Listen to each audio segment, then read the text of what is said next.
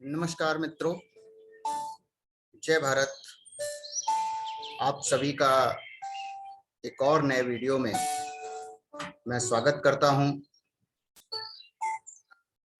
और अपने इन वीडियोस में मैं निरंतर अवचेतन मस्तिष्क हमारे लिए क्या क्या काम कर सकता है, इसमें कौन कौन सी असीम शक्तियां छुपी हुई हैं जिनको हम जागृत कर सकते हैं, अर्थात अपने अवचेतन मस्तिष्क को हम जागृत करके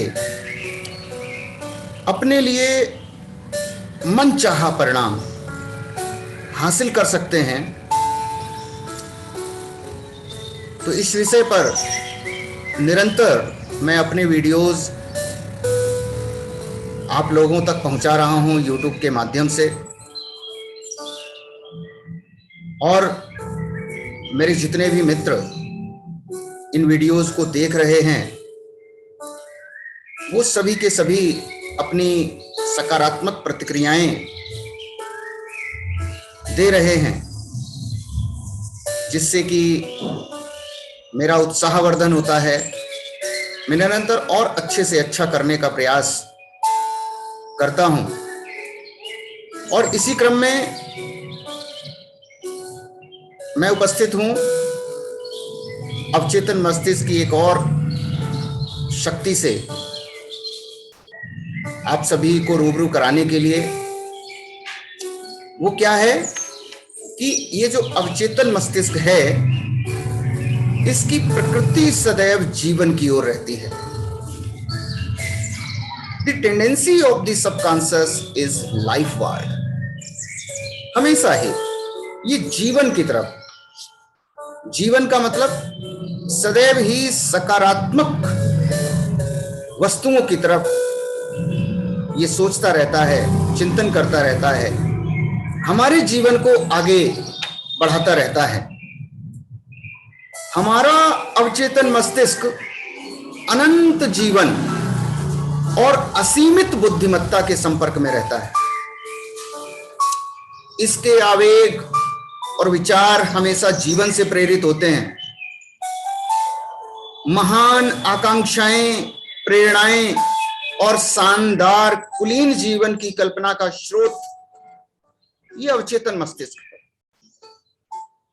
हमारी गहरी आस्थाएं वे हैं जिनके बारे में हम तर्क संगत और विवेकशील बहस नहीं करते, कर ही नहीं सकते, क्योंकि ये आस्थाएं हमारे चेतन मस्तिष्क की उपज नहीं, ये हमारे अवचेतन मस्तिष्क से निकलती हैं। हमारा अवचेतन हमसे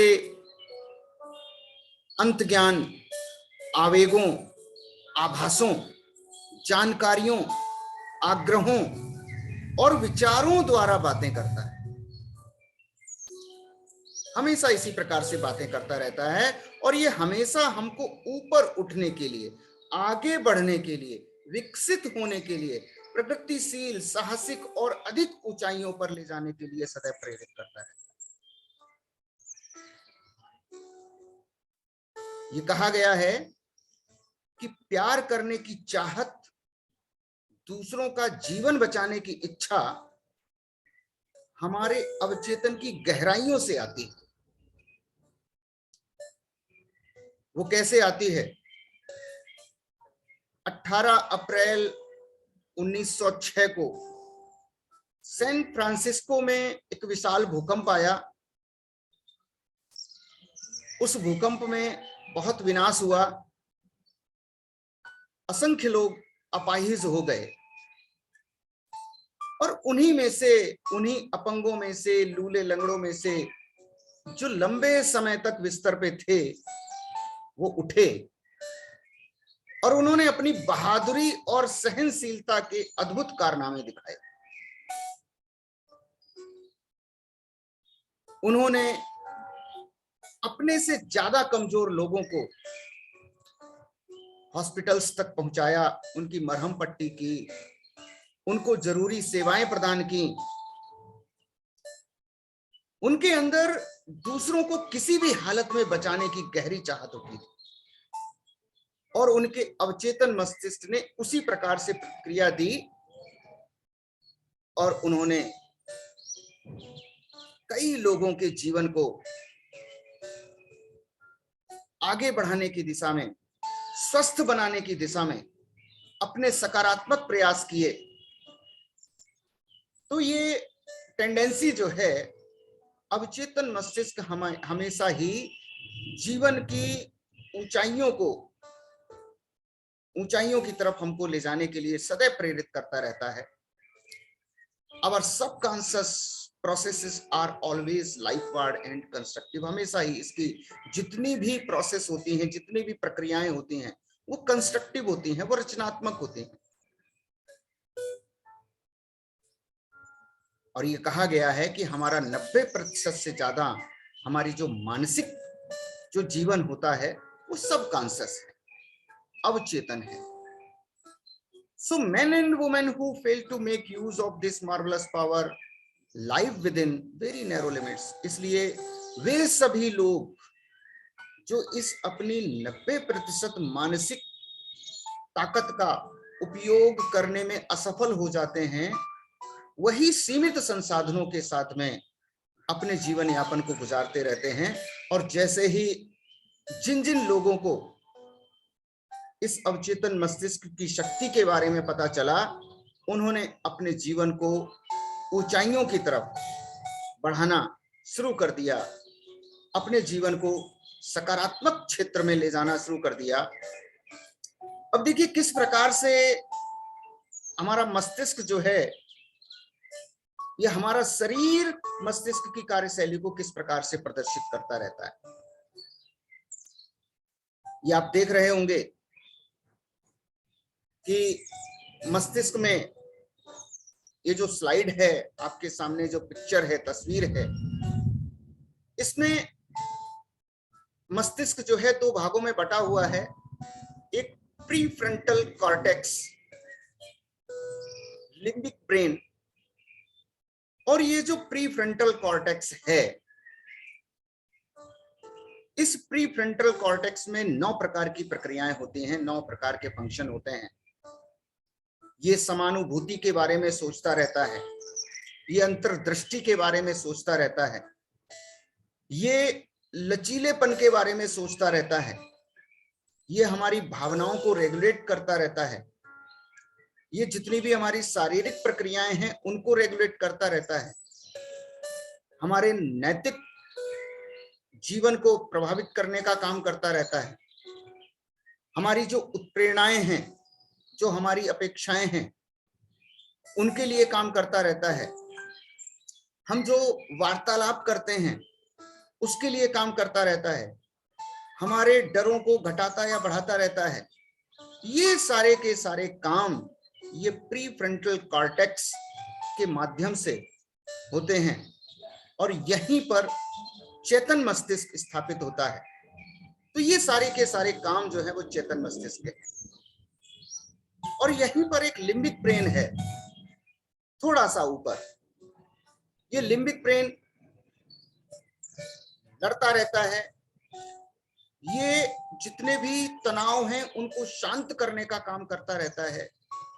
ये हमेशा ही ये सोचता है कि मैं सुरक्षित हूं, क्या मैं सुरक्षित हूं, डी पीपल वांट मी, क्या लोग मुझे चाहते हैं। इमोशंस, जितनी भी भावनाएं हैं वो यहाँ पर स्थित होती हैं। और बाकी का जो भाग है बचा हुआ, ये पूरा का पूरा जो कि मस्तिष्क का लगभग 90% भाग होता है, ये अवचेतन मस्तिष्क होता है। ये चेतन मस्तिष्क के द्वारा सोची गई बातों को डिट्टो एक्सेप्ट करके उसी के प्रकार से फंक्शन करना शुरू कर देता है, वैसा ही फंक्शन हमेशा करता रहता है। ये जो मस्तिष्क है हमारा, ये नर्वस सिस्टम, ये जो मस्तिष्क का जो नर्वस सिस्टम है, ये चेतन मस्तिष्क, ये चेतन मस्तिष्क का अंग है, जबकि सहानुभूति प्रणाली अवचेतन मस्तिष्क का अंग है। मस्तिष्क नर्वस सिस्टम का वह रास्ता है जिससे हमको अपनी 5 इंद्रियां या 5 भौतिक इंद्रियां, आंख, कान, नाक, जीभ, त्वचा, इनके द्वारा चेतन अनुभूति हमको प्राप्त होती है। इसके द्वारा हम अपने शरीर की गति पर नियंत्रण रखते हैं। इस प्रणाली में ये जो नर्वस सिस्टम, मस्तिष्क की जो नर्वस सिस्टम प्रणाली है, इसमें मस्तिष्क तंत्रिकाएं हैं और यही हमारी इच्छा शक्ति और जागरूक मानसिक इच्छाओं का रास्ता है।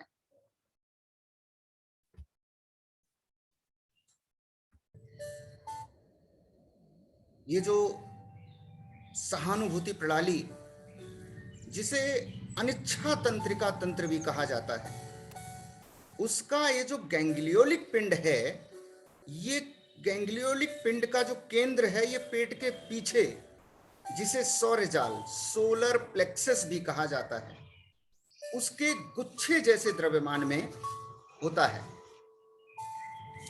जिसे हम कभी कभी उदर मस्तिष्क का भी नाम दे देते हैं, उदर मस्तिष्क भी कहते हैं। ये उन मानसिक कार्यों को करने का वह रास्ता है जो अनजाने में शरीर के सभी जरूरी कार्यों को करता रहता है। ये दोनों प्रणालियां अलग अलग अथवा साथ में काम करती रहती है। जैसे एक जज थॉमस ट्रॉवर्ड ने इस मस्तिष्क की कार्यप्रणाली के बारे में बताया है कि मस्तिष्क के क्षेत्र से वेगस तंत्रिका इच्छा प्रणाली के एक भाग की तरह निकलती है और इसके द्वारा हम बोलने वाले अंगों को नियंत्रित करते हैं। फिर ये बाहर थोरैक्स की ओर जाकर शाखाएं निकालती है जो हृदय और फेफड़ों में जाती हैं। अंत में यह डायाफ्राम से होती हुई अपना बाह्य आवरण खो देती है, जिसकी वजह से इच्छा प्रणाली की तंत्रिकाएं अलग दिखती हैं और सहानुभूति प्रणाली से मिलती हैं। इस प्रकार इन दोनों में एक संबंध बनता है जो मनुष्य को शारीरिक रूप से व्यक्तित्व देता है। और इसी तरह मस्तिष्क के विभिन्न भाग अपना संबंध मस्तिष्क के वस्तुनिष्ठ और विषयपरक कार्यों में दिखाते रहते हैं। सामान्य तौर पर हम दिमाग के भाग को विषय, जो आगे वाले भाग को विषय और पीछे वाले भाग को विषय परक से जोड़ते हैं और बीच के भाग में दोनों के गुण होते हैं। जो बीच का भाग होता है उसमें दोनों के ही गुण विद्यमान होते हैं। मानसिक और शारीरिक प्रणाली में पारस्परिक संबंध देखने का सबसे सरल तरीका यह है इस बात का अनुभव करना कि हमारा चेतन मन विचार को ग्रहण करता है, जो कंपन को हमारी ऐच्छिक प्रणाली की तंत्रिकाओं में उत्पन्न करता है। यह भी इसी तरह की तरंग हमारी अनैच्छिक प्रणाली की तंत्रिकाओं में उत्पन्न करता है। इस प्रकार हमारे अवचेतन मस्तिष्क तक विचार को पहुंचाता है, जो एक रचनात्मक माध्यम है। इस प्रकार हमारे विचार वस्तु में परिवर्तित होते हैं। हर विचार जो हमारा चेतन मस्तिष्क स्वीकार करता है और इसे सत्य की तरह मानता है, इसे हमारे दिमाग ने सौरजाल को भेजा था, सोलर प्लेक्सस को भेजा था। हमारे अवचेतन मस्तिष्क का ये भाग, ये जो का दिमाग जो है, को मांसल बनाकर हमारी दुनिया में वास्तविक की तरीके से पेश करता है। तो ये जो है, every thought entertained by our conscious mind are and expected as true is sent to our brain, to our solar plexus. यानी जो कुछ भी हमारा चेतन मस्तिष्क सोचता है उसको सच की तरह स्वीकार करता है। फिर ये हमारे जो है ब्रेन के द्वारा जो है true is sent by our brain to our solar plexus, हमारे यानी कि हमारे मस्तिष्क के द्वारा सोलर प्लेक्सस की तरफ भेज दिया जाता है, हमारे अवचेतन मस्तिष्क को भेज दिया जाता है। ये मस्तिष्क की ये कार्यप्रणाली है और ये कार्यप्रणाली हमेशा ही जीवन के बारे में सोचती रहती है, हमेशा ही रचनात्मकता के बारे में सोचती रहती है, हमेशा ही खुशहाली के बारे में, समृद्धि के बारे में, सफलता के बारे में, इन्हीं सकारात्मकताओं के बारे में सदैव सोचती रहती है। तो ये मस्तिष्क की कार्यप्रणाली इस प्रकार से चलती रहती है। मुझे विश्वास है कि इस वीडियो के माध्यम से ये मस्तिष्क की, अवचेतन मस्तिष्क की कार्यप्रणाली आप सभी साथियों को, सभी शुभचिंतकों को, सभी मित्रों को समझ में आई है। अभी आगे की वीडियोस में इसी प्रकार से और अवचेतन मस्तिष्क की कार्यप्रणाली के संबंध में बातें करूंगा। तब तक के लिए आप इस वीडियो के माध्यम से कार्यप्रणाली को समझिए, देखिए, इसको चिंतन कीजिए और एनालिसिस कीजिए और इस पर रिसर्च कीजिए, ताकि ये हमारे लिए खुशहाल जीवन का रास्ता बनकर के सामने आए, हम अपने लिए खुशहाली का रास्ता तैयार कर सकें। इन्हीं शुभ कामनाओं के साथ मैं आप सभी साथियों से मिलता हूं अगले वीडियो में। तब तक के लिए जय भारत,